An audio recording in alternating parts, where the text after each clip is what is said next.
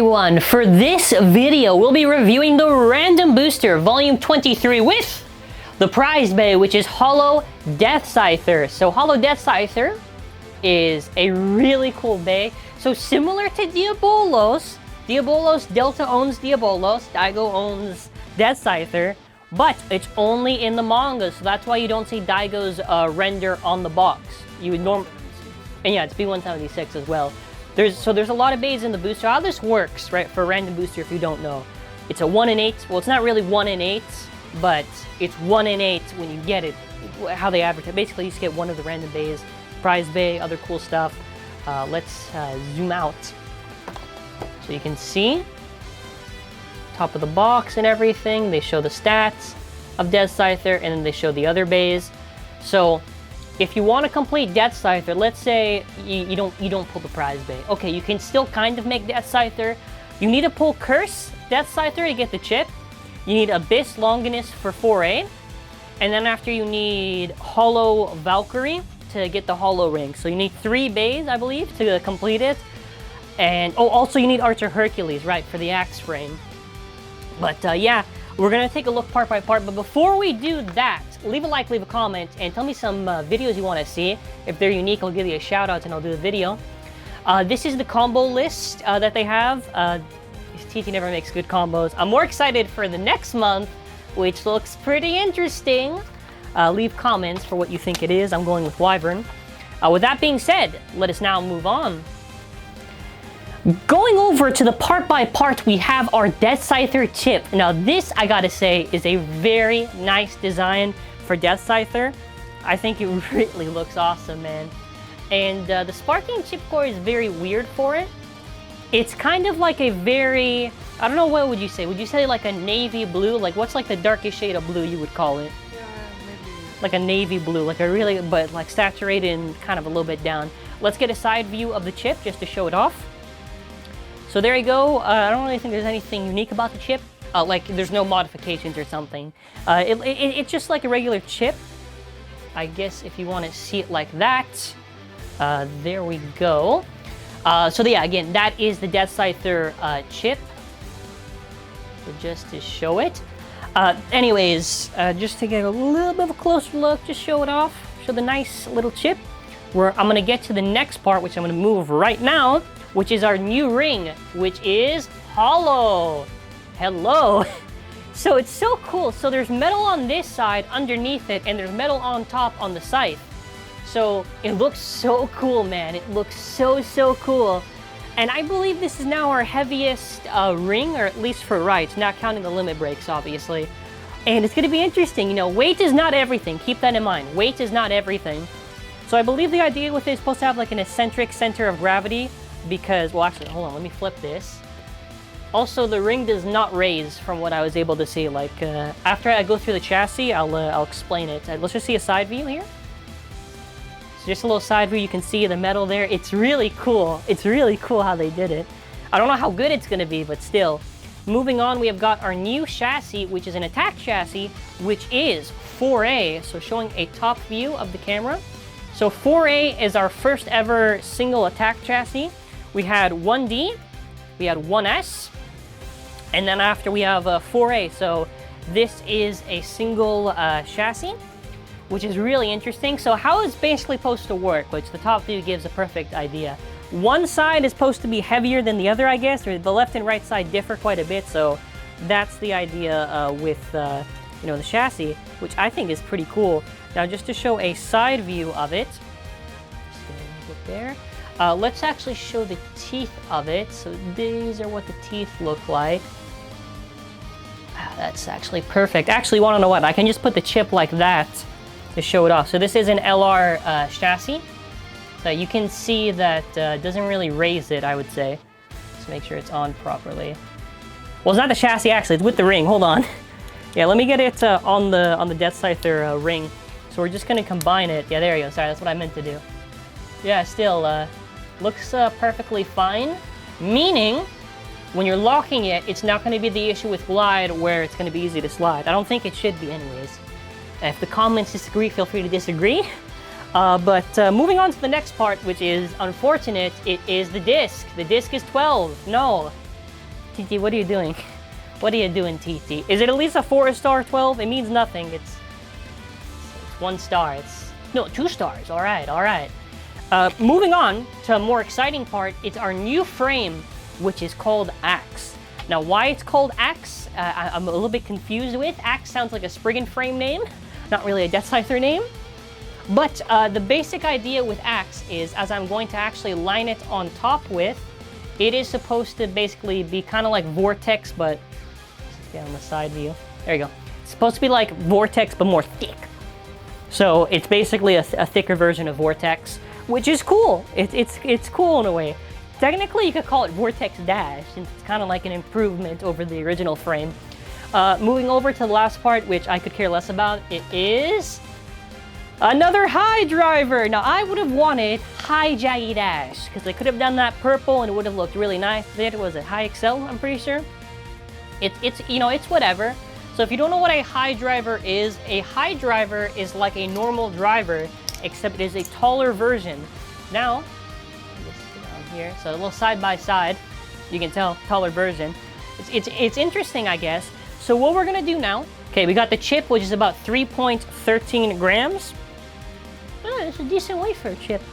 Then after we have the hollow ring, which is 14.69 grams. Well, actually, I thought it was 14.7. Whatever, that is pretty heavy. Now, let me give you a comparison to what was before the heaviest ring. Tempest, which was 13 grams. So this is now our new heaviest ring, which, well, at least for right base. I'm not too sure how it compares to Rage. It's going to be super interesting just to see. It's really cool. Deathscyther managed to be the heaviest now. I do believe that 4A should be comparable to 1S. Yeah, about 16.74. It should be just comparable to 1S for weight. God, that looks beautiful.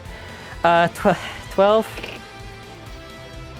It's 16.74. That's good old 12 frame. All right, let's see the Axe. Well, let me get Vortex first. So we'll weigh Vortex in comparison to Axe. So Vortex is about 2.47.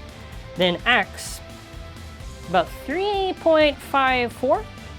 And then after, of course, we got our high driver, as I am assembling the bay, which is about 7.27 grams.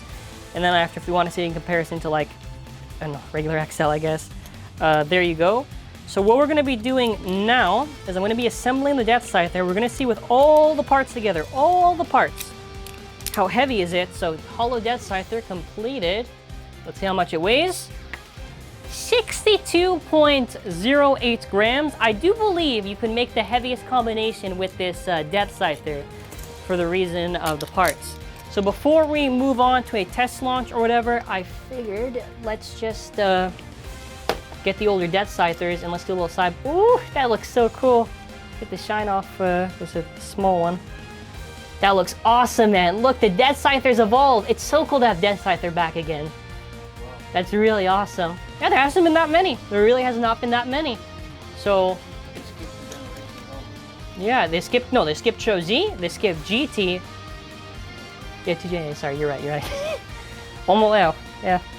All right, that's what the tips look like, so you can see. See, it went back to the original. Oh, the sticker there is just because it was our first Deathscyther. That I remember actually going to tournaments and we had to mark the parts, not to confuse. Fun fact, so yeah. I feel very nostalgic for this Deathscyther is what I'm trying to say. So we're gonna get a stadium, we're gonna do a test launch, do a couple of battles, and then we're gonna end it off. So just to actually show something with the Deathscyther before we launch it, so we're just gonna show this side view. So with how this Deathscyther works, as I will soon after fix the camera, so you can see, let me take it off. So I guess depending on what side this is on, that's where it's gonna be winged towards. So what I think I'll do is I'll do half the battles where it's on the one side it's winged towards, and the other half where it's winged towards the other side. It's gonna be very hard to do the battles. I think I'll just randomize it in the video, but I'll say what side I'm gonna have 4A on. But yeah, it's gonna be super interesting. I got a unique set of bays that I will be choosing for the video.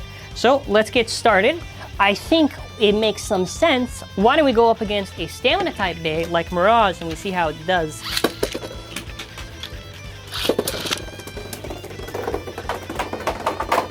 It does not have balance, but it does have attack. You see how shaky it is? It's so weird, man. I guess also the high driver doesn't really help it too much because of the height and everything. I do like 2 rounds against each base, so it makes sense. All right, Fafnir. And which side was this weighing towards? This is how the alignment was for the chassis, if you are wondering. To show. I believe the heavier side should be... Where is it actually weighing towards? Let me see. The hexagon area is weighing towards the Scythe, so I think that's easier to explain. All right, let's try another round against Mirage. See what happens.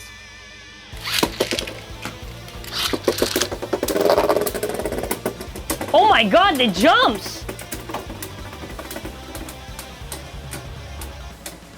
That's a little bit crazy, all those jumps there.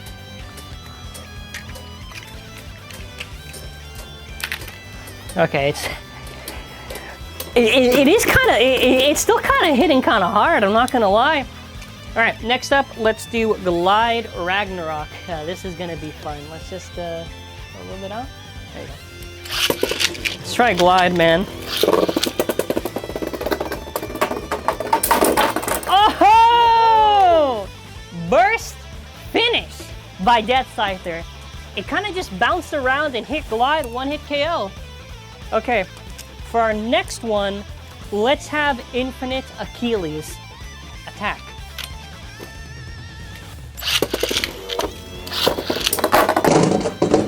No, wait, it's back. What? I guess it took the round. No, actually, if we would count it, I guess it would be Achilles with a KO. Let's try it again.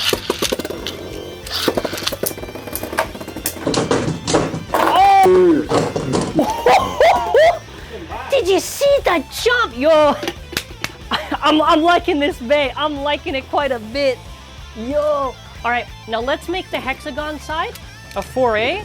Let's show the different kind of gravity. So before it was near the Scythe, so we're gonna make the hexagons go on the little side parts here.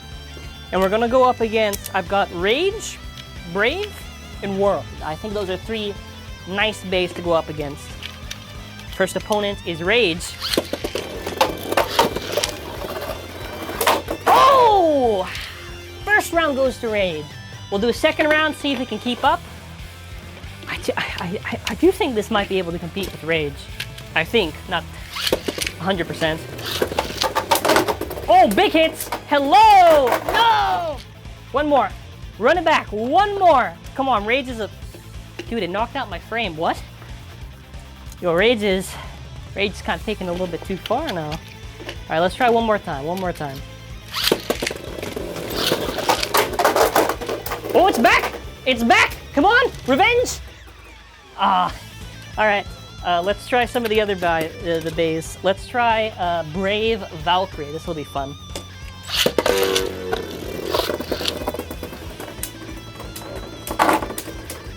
It's very jumpy. It's a very jumpy bay. Against Brave. It has some pretty good attack power. I think it has a lack of stamina, but I think the raw attack power kind of makes up for it. I said I think. It is very shaky. I'm not gonna lie. All right, we tried some rounds against Brave.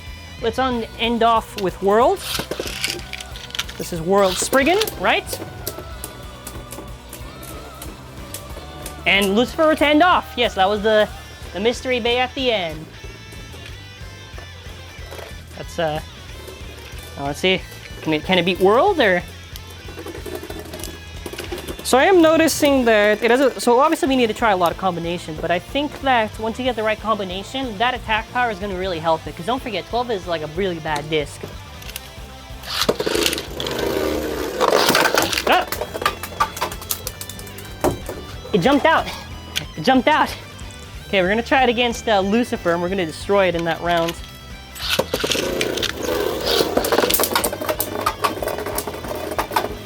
Wow, it's really beating up Lucifer at the end.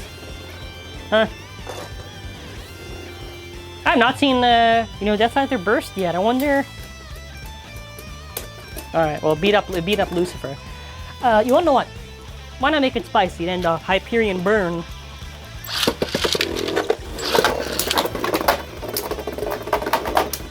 I don't know if I can actually beat Hyperion Burn for raw stamina, but I'm hoping the attack. Oh, let's go, Deathscyther! All right. I think one of the metal parts actually hit my hand. So, get the box. Yes. So, final thoughts on this. I think this thing has some really good potential. Some really good potential. It has some insane attack power. Dear God, insane attack power. Though, I don't know how good this is gonna be after like a month or so of testing, but I have a good feeling about this one. I don't know. Let me know your thoughts in the comments. Thank you for watching. Hope you have a wonderful, wonderful day, and stay tuned for more videos.